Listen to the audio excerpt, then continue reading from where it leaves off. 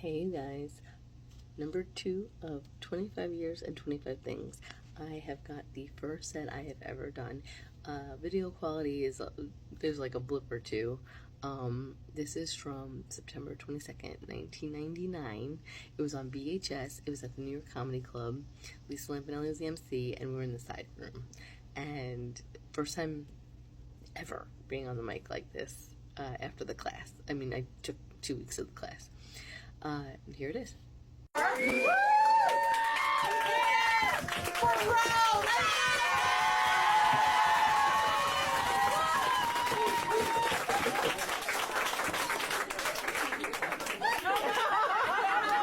guys, how you doing? Everybody wrecked? No? Well, my brother didn't have enough money to get wrecked over there. He already borrowed money from me. I had to pay him to come out here. I'm from Long Island. I have an apartment out in Mineola. I know a lot of people are from Long Island out here tonight. Everybody? I work in New Hyde Park, Queens. I work at Luigi. That's right! I'm a waitress out there. You can ask for Ro. And I gotta say, you will not believe some of the people that we have come in to the restaurant. The other day, I'm at a table, there's 4 people sitting there, and I'm reading them the specials. And the guy looks at me and goes, "You ever seen a pair of knockers?" Like my wife. I'm like, "Sir, I just want to eat the fish."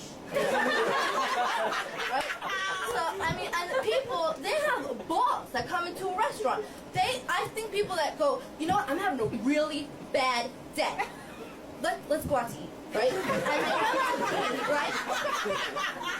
And they give me an attitude with their, meal. They give me an order with their attitude. And I gotta say something. When I'm walking over there with your Diet Coke and your little lemon falls off onto the ground, I have 2 choices. I can either get you a new lemon, or I can pick that lemon right up, wash it off, and I know you're squeezing it into your Diet Coke. So when I hear somebody go, "Bro, table 10 wants to know where their Diet Coke is," it's coming right now. Hot. And I can say, as a waitress, I have never spit in anybody's food. I've never spit in anybody's food. But I did drool once. I was just concentrating way too hard on the ticket. And it just fell into the pot. So the lady was in a rush. I served it to her one time it happened.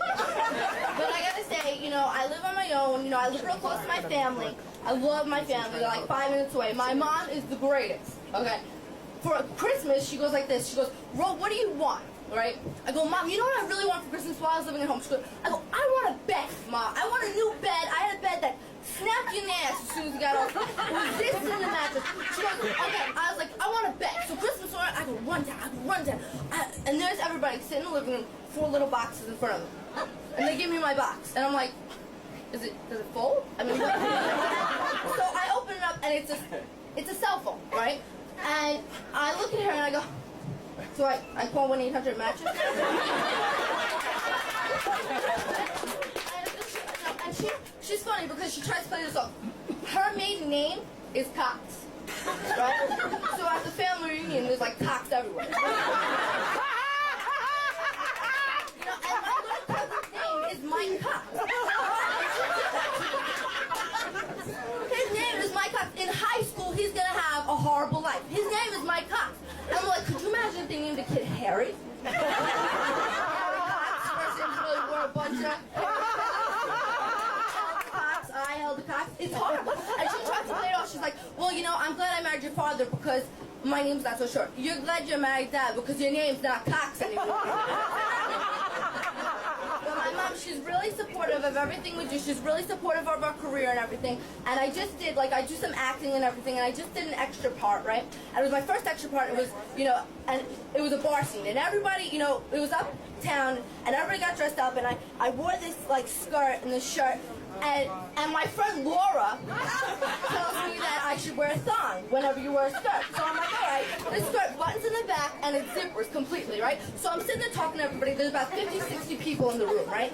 And all of a sudden, I get up to go to the bathroom, and I'm walking, and I hear somebody go, "Is that her?" butt? I turn and look, and there's my ass right there. Like, the skirt unzipped completely, and they're like, right there, you're the extras, this is my ass. And everybody's like, her butt. They tried to hold in the laughter, but as soon as I'm halfway up the stairs, I hear, wow, that's your butt, you know? And they're like, hey, nice ass, you know? And they're like, yo, cheeks, the whole night, right? So I go home, and about like 7 o'clock in the morning, I call my friend Willie, right? And I go, Will, you know, I told him, I was like, well, Willie, my ass fell out, you know? And we were like, could you imagine if I was in a scene and all of a sudden the director was like, cut, could the girl with the ass sticking out, please dress up? So I go, yeah, you know, my ass fell out. And he goes, oh, I forgot to tell you, but when we were eating something, I saw your skirt was just a little unzipped. Oh, thanks, you just launched my porno career, right? So, you know, I'm at work, and things are starting to revolve around my ass, right? So I'm at work, I'm putting on lipstick in the bathroom, right? And all of a sudden, it's a small bathroom, it's a nice bathroom, but it's small. And this old fat lady comes in, right? And she brushes up behind me, but she brushes up against my ass. And she goes, oh, I guess I'm not the only one. Now I don't feel so bad, pointing to her ass. Like, and I'm standing there, she goes, and so I'm like, this bitch just called me fat. And they're like, oh, you're sitting at your table now. And I'm like, Yeah, and I go over there and I put on lipstick, and she's like, oh, now you're pretty too. I'm like,